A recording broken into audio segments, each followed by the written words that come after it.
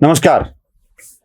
लव जिहाद, लव जिहाद, लव जिहाद हा शब्द आपण आता ऐकून ऐकून इतके सरावलेलो आहोत की एखाद्या मुलीने मुस्लिम तरुणासोबत विवाह केला की लव जिहाद झाला इतकं म्हणून आपण मोकळे होतो.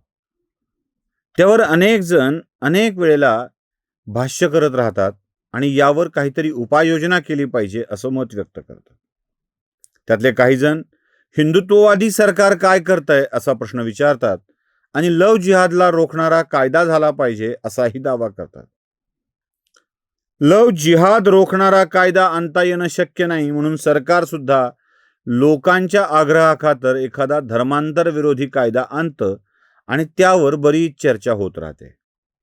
माझं स्पष्ट मत आहे, लव जिहाद हा हिंदूंना अडकवून टाकण्याचा सापळा आहे.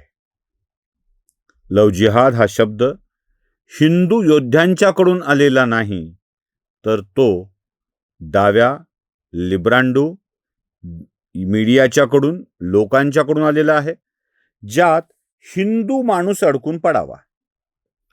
त्याला त्याच्या पलीकडे काही विचार करता येऊ नये, कारण या प्रकरणामध्ये अडकवून वेगवेगळी कांड करण्याचा जो काही मानस या सगळ्यांच्या मध्ये आहे ना, तो नीट समजून घेतला पाहिजे.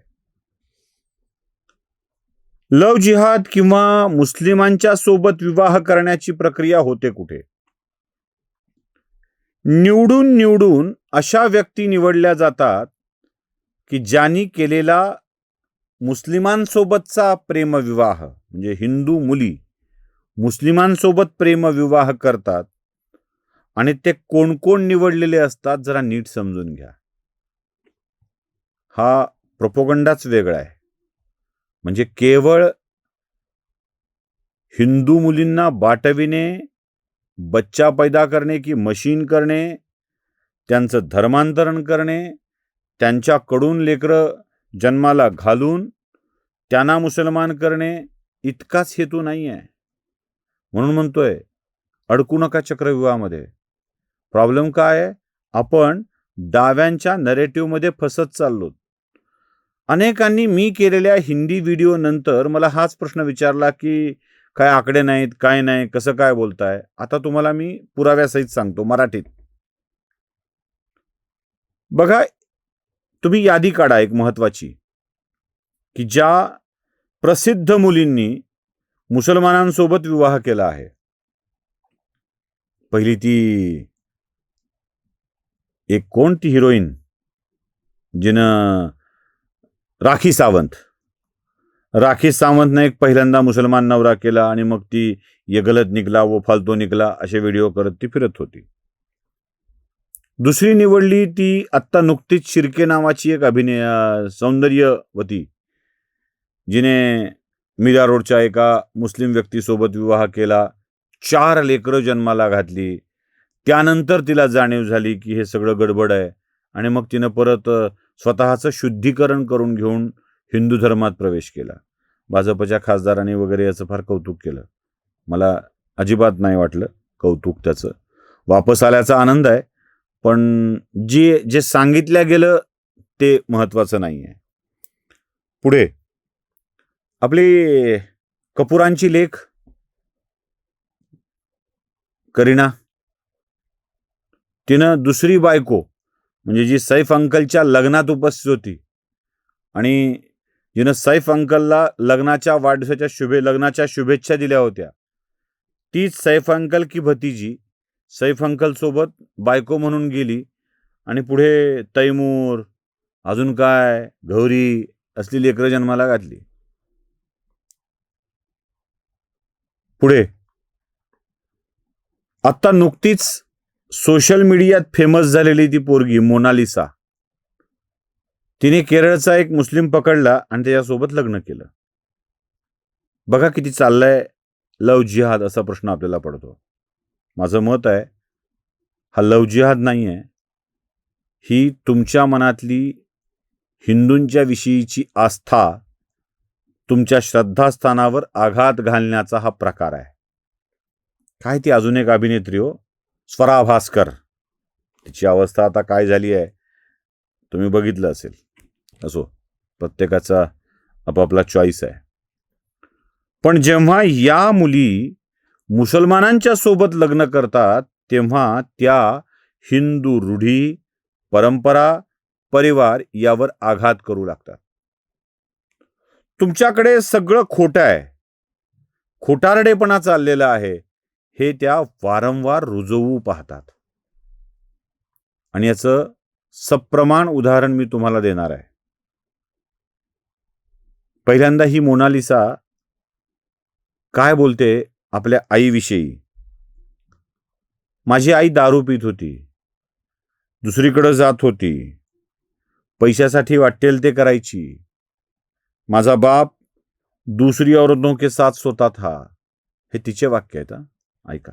को दिखा रही है ना कि हम ये कर रहे, देखो ये हम मर रहे, सुसाइड कर रहे, सब दिखावा है, सब झूठे. उनको सिर्फ और सिर्फ पैसे चाहिए, बच्चों से कोई मतलब नहीं है. मेरी फैमिली वो जो बोल रही है ना, वो तो मैं भी, मेरी मम्मी कहाँ गई थी? बचपन से मैंने माँ का प्यार क्या देखा होगा. जब मैं किसी बच्चे को माँ के साथ देखती थी ना, वहाँ रोती थी कि भगवान आज मेरी माँ मेरे साथ रहती तो मैं क्या कुछ नहीं. लेकिन माँ तो ड्रिंक करना, पापा है तो दूसरी औरतों के साथ रहना. मेरे तीनों बहन भाई को सिर्फ और सिर्फ मैंने पाला, और कैसे पाला है सिर्फ मुझे पता है कि मोनालिसा ने कैसी कैसी तकलीफ देखी है. ऐकलं. आपला बाप, आपली माय वाईट होती हे तिच्या तोंडून बोलवून घेतलं आणि त्याच्या आधी काय केलं? तिला फेमस केलं, व्हायरल केलं. कुंभमेळ्यामध्ये रुद्राक्षाच्या माळा विकणाऱ्या एखाद्या पोरीनी ही असली वाक्य बोलली असती तर कोण ऐकलं असतं? पण रुद्राक्षाच्या माळा विकणारी, श्रद्धा सांगणारी एक पोरगी, देवाच्या आधारावर जगणारी एक पोरगी आधी फेमस केली, मुसलमानासोबत लग्न करायला भाग पाडलं आणि मग तिच्या तोंडून आपले बाप आणि माय किती वाईट होते हे सांगायला सुरुवात केली. त्याच्या पुढे चला, हे तर भयंकरच आहे. म्हणजे मला भूगोल, इतिहास याचा अभ्यासच करावा लागेल. राधा ने जब प्यार किया था कृष्ण से तो उसने थोड़ा ही देखा था कान्हा तो मुसलमान है या नहीं. ऐका जरा. जब राधा कृष्ण ने प्यार किया तो राधा ने थोड़ी पूछा था कि तू कान्हा मुसलमान है की हिंदू है. द्वापार युगातल्या त्या काळामध्ये 4,500-5,000 हजार वर्षापूर्वी या यवनांचा अंश तरी जन्माला होता का? सुरुवात तरी झाली होती का? राधा कृष्णाचं प्रेम म्हणताना कृष्णाची जात कोणती हे विचारण्याची राधेला गरज काय होती? ज्या वृंदावनात, ज्या गोकुळात कान्हा वाढला त्याच गोकुळातली आणि वृंदावनातली राधा. तिला कृष्णाची जात विचारण्याची, पात विचारण्याची गरज होती? यादवांचा कृष्ण आणि गवळ्याची राधा वेगळे होते. कान्हा मुसलमान होता हे कुठेतरी रुजवण्यासाठीचा हा प्रकार आहे असं तुम्हाला नाही वाटत का? या वाक्याला किती फिरवल्या जात आहे. दुष्यंत शकुंतला प्रेम, राधा कृष्णाचं प्रेम, रुक्मिणी स्वयंवराची कथा, सुभद्रेवर अर्जुनाचं लट्टू होणं, मला पळवून ने म्हणून सुभद्रेनं बोलावून घेणं, रुक्मिणीनं कृष्णाला बोलावून घेणं, शिशुपाल नवरा मी नवरी, श्रीकृष्ण नवरा मी नवरी असं म्हणून आपल्या भावाला सांगणं, या अमर प्रेम कहाण्या त्याला धर्माचा आधार देऊन मांडल्या जातात. काय आहे? श्रीकृष्णानं रुक्मिणीला पळवून नेलं होतं, अर्जुनानं सुभद्रेला पळवून नेलं होतं, म्हणून आपण पळून जायला हरकत नाही असा दावा करणाऱ्या या नादान लोकांना मला सांगायचं आहे, रुक्मिणी चक्रधराच्या सोबत पळून गेली होती, चाकाचं पंक्चर काढणाऱ्या सोबत नाही. पळून जायला आणि पळवून न्यायला एक अवकात लागते, ती अवकात यांच्याकडे नाही. हा जो प्रोपोगंडा म्हणतोय ना मी, तो हा आहे. ते पळून गेले, तुम्हाला काय हरकत आहे? त्यांनी कुठे जात धर्म बघितला, मग आम्ही कशाला बघायचा? हे तुमच्याच विषयाला सांगून तुमच्या श्रद्धास्थानांना बदनाम करण्याचा डाव आहे. आणि तो तुम्हाला आम्हाला ओळखता आलं नाही तर लव जिहाद या एका शब्दामध्ये आपण अडकून राहू नये यासाठीच आपण काळजी घेतली पाहिजे. नमस्कार. स्वधर्म जागृतीचा विधायक